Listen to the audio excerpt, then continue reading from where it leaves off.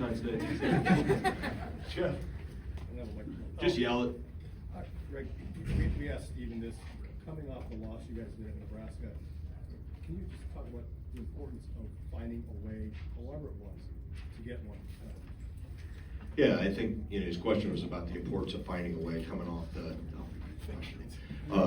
Nebraska's game. By the way, it looks like Nebraska wasn't too bad though, huh? They go and win tonight at Rutgers, so don't ask me if I know how to figure out this league. It's crazy. But yeah, I mean, I was satisfied with the response Sunday after film and in film. They owned it. It wasn't pretty. But I was direct as I was Saturday after the game, and then you always want to see how they respond, and they responded well Sunday afternoon in practice. They responded well yesterday. Thought they practiced well, and they know. We just had to play better basketball, and better basketball is a big, long. It covers a lot of things, but we just had to be, more consistently true to who we are and what makes us good. So. And then obviously the third step is how do you respond tonight? And I thought they responded specifically on the defensive end like we needed to respond. Go ahead, right out there, Coach. Hey Greg, Connor, career high for him, 23 points tonight, and for Kamari, a season high in minutes for him. Can you talk about the spark those two guys provided for you on both ends? Yeah, I thought it took Connor a little bit to get going. I thought he trying to think, on a closeout, he got busted baseline, threw the ball away once, so I gave him a little rest on the bench to kind of, refocus and came back in and did a lot of good things, obviously. And Cam, I thought, he's practiced well, he's given us sparks before.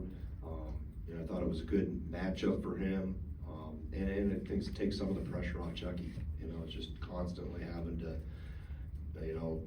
facilitate things and run that. It gives him some time just to rest and reflect a little bit too. But Cam made most of his opportunities. I thought he did a good job, and that's been the key. Gilmore doesn't have any points, never took a shot, but he was invaluable in terms of what he did defensively, the jump ball he had late in the game. He's gotten really good at backside screening when we're working somebody in the post. So he's always had a high IQ and a feel for the game. He's starting to get more and more consistent on some of those little things that help his teammates when it doesn't involve him scoring.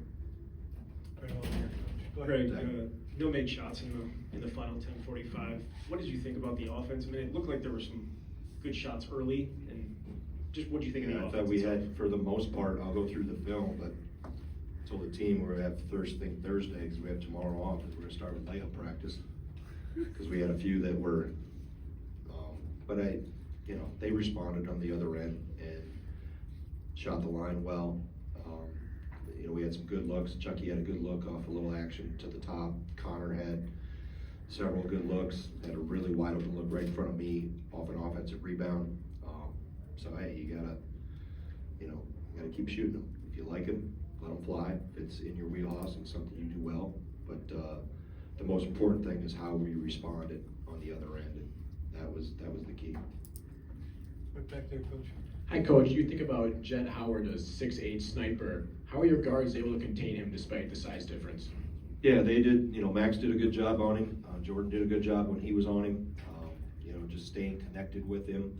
I think guys off the ball, coming off screens, were for the most part, he got loose coming down the middle in the second half, where I didn't think we were in the screener's defender he was too flat and too low that allowed him to curl and get downhill. And got to the rim, obviously, but Jet's a terrific player. I mean, for a freshman, really skilled. I was really impressed with him on film, and obviously, being a coach's son, you figure he's going to know how to play. So yeah, we were just trying to make sure you don't lose him for the most part in terms of let him get easy looks that give him confidence, because then the tougher ones become more makeable. And for the most part, our guys did a good job with that. Go ahead. Coach, you touched on it a little bit, but it looked like you were pretty reliant on Carter's help side defense tonight. Anytime Hunter Dickinson touched that ball, or even had Carter go against him a few times when Steven got into foul trouble. What do you think he just gave you tonight in terms of on the rim, and then on the other end to keep plays alive, because you guys were plus 14 with him on the floor. I'm guessing it was not a fluke. Right. No, I mean, like I said before, he understands the game. I'm watching him in front of me in the first half, how he defensively worked the post. It reminded me of his dad back at Platteville, how he used to, front, move his feet, play with your hips. He can guard bigger guys, because you can work on leverage and anticipate where offensive players are going and making sure we had ball pressure around him, so it's not as easy of a catch. And then, we obviously sent a double team most of the night. I think he just, like I said, he just keeps battling and understands that his role is to help in ways that maybe don't always involve being the leading scorer. And he's okay with that. Todd in the back. Greg, you mentioned you did well at the line. Obviously, it hasn't been a big thing for you this season, but how satisfying is that to see? The guys have put in all that work. We see it at the end of practice, but Yeah. To see them close this one out with the free throws when the shots weren't going, big for them, I would imagine. Yeah, we needed to, and I think the guys that have struggled, the percentages are lower, are better shooters than what their numbers say. But I say that, and you say, well, they're shooting 60% or 50%. They got to obviously do it when the lights are on, game pressure. But you just got to stay positive with it, help them with some technique things, help them with some relaxation things if we need to tweak some things. But I want to see them every day in practice, and you just have to continue to have confidence in them, and they have to have the confidence in themselves too, which none of them have lost confidence in that, and it's good to see them get rewarded tonight. Go ahead. Right, Steve had told us that you guys didn't expect Michigan to double the post, and they didn't. Just he was only 5'15", but he got the 6 assists as well. Just kind of, you went to him early and often. Just what do you like about him in the post there, and what he could add to you guys? Well, I mean, he's such a skilled player, and sometimes I've been on him about being too unselfish. He's looking constantly. He's a really good passer. I continue to want him to be more aggressive, to score himself and work better angles, finish better. But like I said, when he gets traffic around him, he finds guys. He doesn't get rattled. I've coached a lot of big guys over the years that sometimes in traffic or in double teams they panic, and he never has. He's always made good decisions, and it is very unselfish. Like I said, sometimes too unselfish to a fault, but a big guy that can pass is a heck of a weapon. Go ahead. Greg, a little follow-up on Crowell. Do you think he was more aggressive, even though he missed, he started out 3 or 4, missed his last 10, 11 shots. Do you think he maintained his aggressiveness and didn't let the missed shots affect other areas of his game? Yeah, I think for the most part, I'll look through the tape and see how his base was. I get blocked sometimes to see how his feet are when he does go into a move. But I want him aggressive and continue to do that, play physical, and that's a pretty good matchup with him and Hunter Dickinson. So, and I think just how he's added weight, and 12 months ago he couldn't do that and gain leverage in the post, and the strength and the work he's put in that regard has helped him. Got Jim and then one more. Greg, it feels like you've been in this position a couple times the last 3 weeks where you win a game and it seems like you're ready to turn a corner and then take a step back. Are you running out of time where you can't do that anymore? Would you say you need to build on? Did you hear my post game? Is that what you said? I said it for go back to how many when we won one, then lost one, and won one, then lost one. It's the same. Your preparation, tomorrow off, and then prepare Thursday, Friday for Rutgers. You approach it the same. I don't get caught up into what's down the road.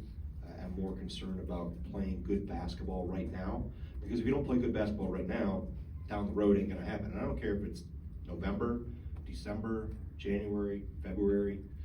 And every team goes through rough patches, and this group has gone through their share. But just the next day, and it sounds cliche, and I'm sitting up here and it's coach speak, but we'll look through the film. They'll learn from it on Thursday. We'll use those 2 days, and then and they understand. I'm not probably telling them anything after a loss or after a win that they don't know. Players usually get this figured out even before coaches do, but we have to continue to play good, solid basketball. Saturday, we didn't for the last 15 minutes, and it bit us. Tonight, we played pretty good, solid basketball, specifically on the defensive end and on the glass and taking care of the ball, only 5 turnovers. So you're not maybe gonna play every part of the game perfect, but if you can be sound and solid in enough areas, you give yourself a better chance. Final question for Coach, right in front of you, Coach. Greg, the shooting at Michigan State last night, have you been able to talk to anyone from Michigan State, or have you talked to your team about it at all? Yeah, I haven't really talked to the team about it other than my own son, late last night. You know, the reason I'm pausing and scratching for words here is I've got 2 kids in college. And there's, I mean, and I know we see it all over way too much in this country, but when you get a call from your daughter, and I get home late last night and don't know what's going on, and my wife says, hey, did you see what happened at Michigan State? And I didn't think they played last night, and then she starts to tell me and said, that rocks you. Because nobody's immune to it, unfortunately. And like I said, having 2 kids, the 2 oldest are in college, I immediately thought about their parents, the kids' parents at Michigan State, and what, you know, that has got to be absolutely horrific to go through. So I did talk to Coach Izzo late last night. At that point in time, he knew that the game tomorrow night was going to be canceled, and campus was shut down. But said it's everybody's worst nightmare. But when you're a parent and you've got kids the exact same age, and they know people on that campus, that hits big time. And you know, just send all my best wishes and thoughts to everybody in East Lansing and what they're going through. And hopefully, you know, they can recover from this. But you know, there's 3 sets of parents. At least I know there's still 4 or 5 others that are in critical condition that don't get another call from their kids. So that's your parent, as a parent, that's your worst nightmare. Anything else? Thank you, Coach. All right, thank you. Appreciate you.